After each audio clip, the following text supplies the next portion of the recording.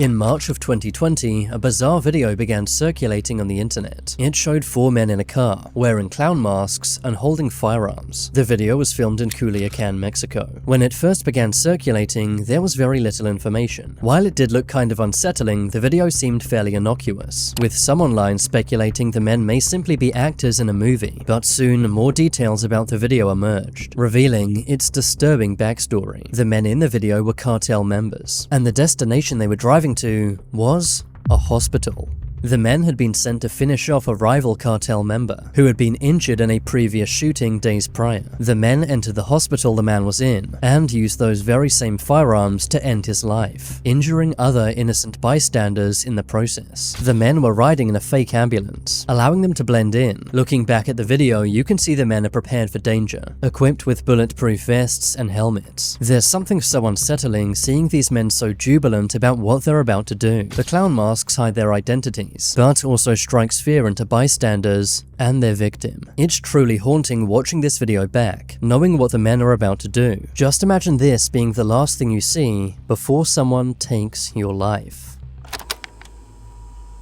On the 18th of April 2016, Missy Bevers arrived at her church in Midlothian, Texas. The time was 4:18 a.m. Missy Bevers had 3 kids and was a fitness instructor who was set to teach a class at the church at 5 a.m. With her fitness gear in hand, Missy entered Creekside Church. But what she didn't know was the church was not empty. Half an hour earlier at 3:50 a.m., an individual had entered the church. The person was dressed head to toe in SWAT-style tactical gear, including a bulletproof vest, a helmet, and gloves. The person walked around for some time, opening doors, checking rooms, and tapping on walls. They seemed to be totally calm, and didn't seem to be looking for anything specific. The person would sometimes stand silently, before continuing to slowly wander around the church. The person's slow, detached pace is unsettling, especially when you know what happened just moments later. At 5 a.m., Missy's students arrived at her class, only to discover her body. The scene was awful. Missy was on the floor, badly injured, and beside her was a hammer. Hoping to find who had done this, investigators looked to the church's surveillance cameras, but the footage raised more questions than answers. Investigators saw the footage of the person walking around the church, randomly breaking things, possibly to stage a burglary gone wrong. However, this theory is unlikely, as the person did not take anything from the scene, including Missy's purse or iPad. The detectives had almost nothing to go on, so they began watching the footage over and over again, looking for any details no matter how tiny, which is when they noticed the person's unusual walking style. This led to detectives thinking it may be a female in the video, but this went nowhere. Some online compared the person's walk to Missy's father's walk, but this is very weak evidence and merely speculation. All of Missy's friends and family cooperated with police. Missy also had no enemies or people who would want to harm her, despite a $150,000 reward for any information about who this person is. No one has come forward, and the case of Missy Bevers remains cold to this day.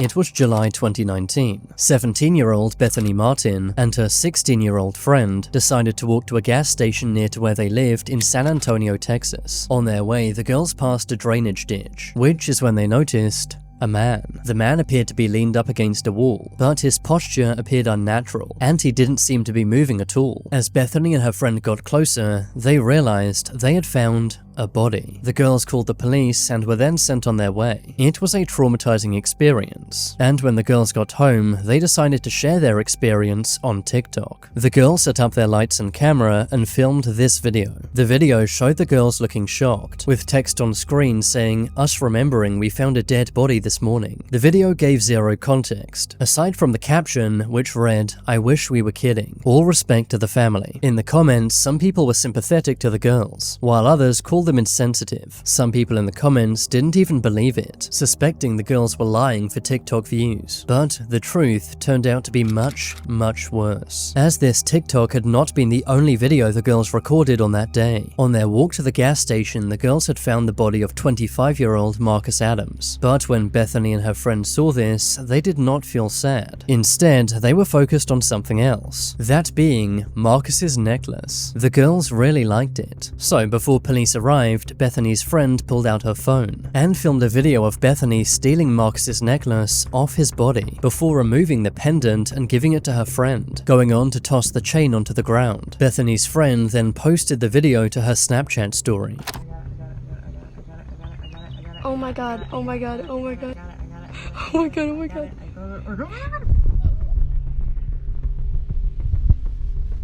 It's so unsettling to see the girl's reaction to her body. Instead of feeling sad or shocked, they decided to steal, filming the entire thing as if it was a joke, going on to post another video to TikTok to try and get attention and sympathy. As if that wasn't bad enough, watch the TikTok back again, and you can see Bethany's friend wearing the pendant that had been stolen from Marcus just hours earlier. Later that day, someone who saw Bethany's friend's Snapchat downloaded the story she had posted and uploaded it onto an app named Nextdoor, where some of Marcus's own friends and family saw the footage, many of whom did not even know Marcus had passed away. Both girls were arrested, but they avoided any serious jail time. The pendant was given back to Marcus's family. Shortly after her arrest, Bethany would return to TikTok, sharing her side of the story and saying she was the victim in this, saying that her friend had pressured her into stealing. Unsurprisingly, the comments were not sympathetic, and it seems Bethany did not learn from this at all.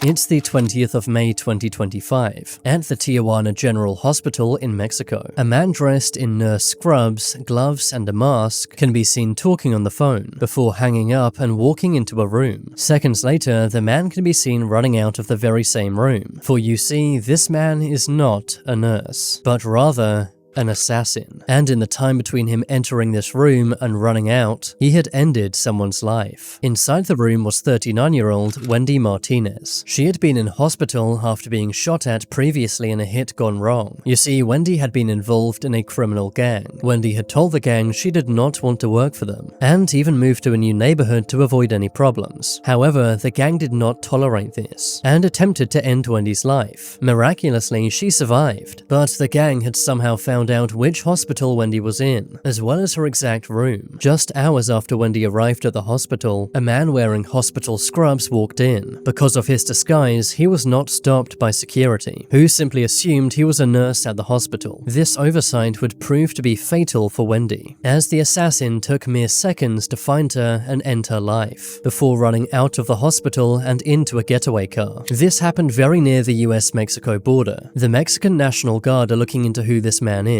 and whether anyone in the hospital gave information to the gang regarding Wendy's whereabouts.